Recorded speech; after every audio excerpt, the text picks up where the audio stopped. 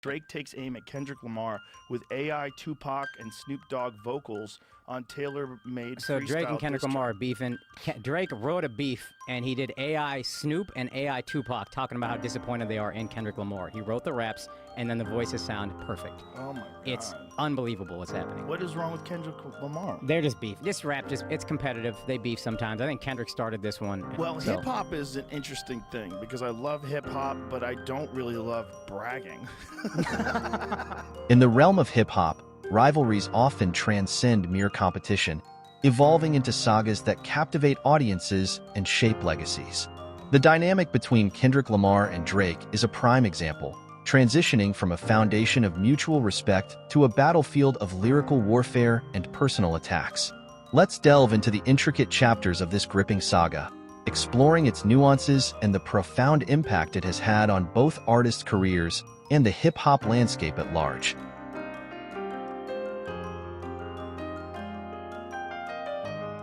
Rap is an ever-changing cycle, and that the change within is inevitable. So you may have had like a favorite rapper for the last 10, 15 years, and they may only have 1 or 2 albums left, and that's okay.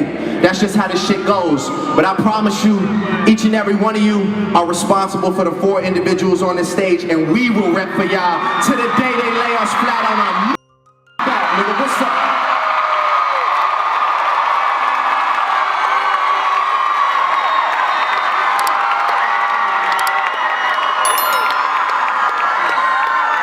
Like I said, this is my brother A$AP Rocky. This is my brother Kendrick Lamar.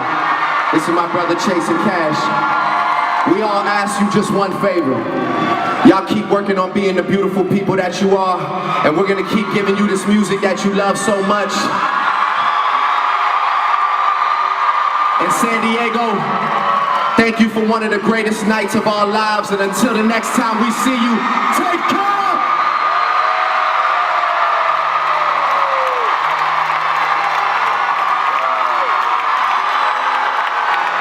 Early connections and mutual respect. When Kendrick Lamar was still an emerging artist, Drake extended a helping hand. Drake invited Lamar to feature on his album Take Care and offered him an opening spot on his 2012 Club Paradise tour. This early collaboration signaled a mutual respect and camaraderie between the two artists. Than I had 6 months ago with a whole nother demographic, of people listening to my music. Definitely going to capitalize off that. Shout out to Drake.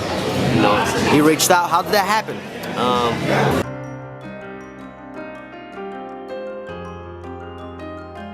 The turning point, Control verse. In 2013, following the success of his debut album Good Kid, Mad City, Kendrick Lamar made his competitive ambitions clear with his guest verse on Big Sean's track, Control. In this verse, Lamar called out several rappers, including Drake, J. Cole, Meek Mill, Mac Miller, and Pusha T, stating, "I got love for you all, but I'm trying to murder you." Drake's initial reaction was dismissive. He told Billboard magazine, "It just sounded like an ambitious thought to me. That's all it was. I know good and well that Lamar's not murdering me at all in any platform." This comment set the stage for a simmering rivalry, subtle jabs, and competitive tension. Over the next few years, Kendrick and Drake traded subtle jabs. Lamar famously boasted during the BET Hip Hop Awards that he'd tucked a sensitive rapper back in his pajama clothes, a line widely interpreted as a dig at Drake. Despite these exchanges, the beef seemed more competitive than personal.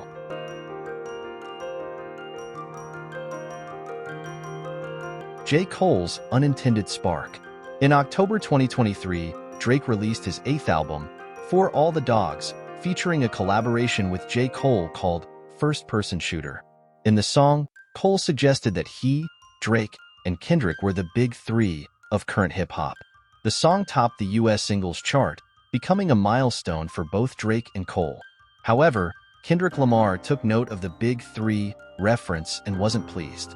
This seemingly innocuous line reignited the competitive spirit between him and Drake.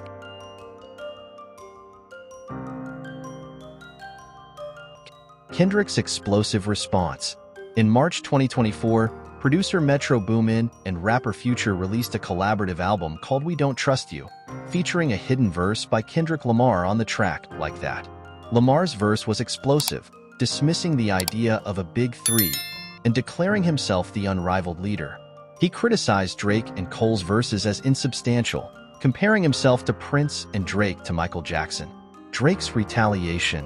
Drake responded to Kendrick's verse during a concert in Florida, delivering a pugnacious message to the crowd. He declared, "I got my expletive, head up high, my back straight, I'm 10, expletive, toes down in Florida and anywhere else I go. And I know that no matter what, it's not a person on this earth that could ever expletive with me in my life." J. Cole's response and apology. J. Cole initially responded to Kendrick's verse on his surprise album Might Delete Later, critiquing Kendrick's recent work and suggesting he had fallen off. However, Cole quickly regretted his response. At the Dreamville Festival, he apologized, praised Lamar's back catalog, and called his own diss track the lamest, goofiest thing he'd ever recorded. Escalation and personal attacks. Drake released another diss track, Push-Ups, Drop and Give Me 50, mocking Lamar's height and calling him a record label puppet. This prompted further responses, including Rick Ross's Champagne Moments, accusing Drake of undergoing plastic surgery, which Drake's mother addressed in a text exchange he shared on Instagram. Kendrick Lamar escalated the feud with a full-blown diss track titled Euphoria, followed by 616 in LA, where he claimed someone within Drake's camp was leaking information. Lamar's accusations became increasingly personal, questioning Drake's parenting skills and suggesting his career was manipulated by his label. Drake retaliated with Family Matters, making shocking allegations against Lamar, which prompted Lamar to release Meet the Grahams, targeting Drake's family.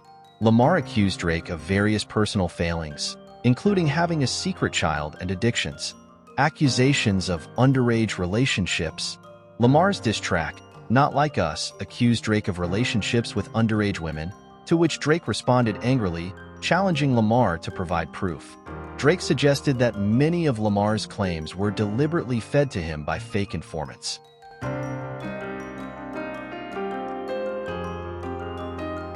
The aftermath. The feud has led to increased streams for both artists, with Kendrick's back catalog experiencing a significant boost. The beef has also resulted in physical altercations and vandalism, including a security incident at Drake's house and the vandalism of his OVO shop in London.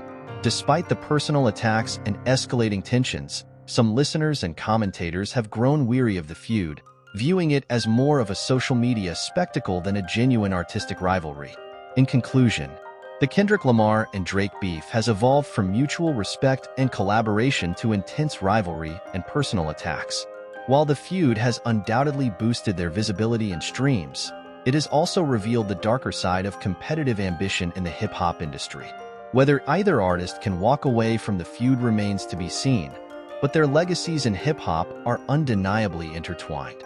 In the realm of hip-hop, rivalries often transcend mere competition, evolving into sagas that captivate audiences and shape legacies. The dynamic between Kendrick Lamar and Drake is a prime example, transitioning from a foundation of mutual respect to a battlefield of lyrical warfare and personal attacks. This feud has not only impacted the artists, but also left a profound mark on fans and the future of hip-hop. For fans, the Kendrick-Drake rivalry is a roller coaster of emotions. On one hand, it fuels excitement and engagement, as listeners eagerly dissect each diss track and social media jab. On the other hand, it raises questions about the limits of artistic expression and the consequences of such public conflicts. How do these feuds shape our perception of the artists involved? Can the intense scrutiny and divisive nature of these rivalries ultimately harm the community they aim to entertain? The future of hip-hop is also influenced by these high-profile clashes. As new generations of artists rise, will they be inspired by the competitive spirit of Lamar and Drake? Or will they seek to avoid the pitfalls of personal attacks and public feuds? Furthermore, how will this rivalry shape the industry's approach to collaboration and competition? Will the focus shift towards more positive and constructive exchanges, or will the allure of public drama continue to dominate the narrative? These questions highlight the complexity of the Kendrick-Drake feud and its broader implications. As fans and artists alike navigate the evolving landscape of hip-hop, The lessons learned from this rivalry will undoubtedly play a crucial role in shaping the genre's future. We'd love to hear your thoughts on this ongoing saga. How do you think the Kendrick Lamar and Drake feud will impact the future of hip-hop? Drop a comment below and let us know. If you enjoyed this deep dive, make sure to like and subscribe for more updates on your favorite artists and the latest hip-hop news. Thanks for tuning in, and we'll see you in the next one.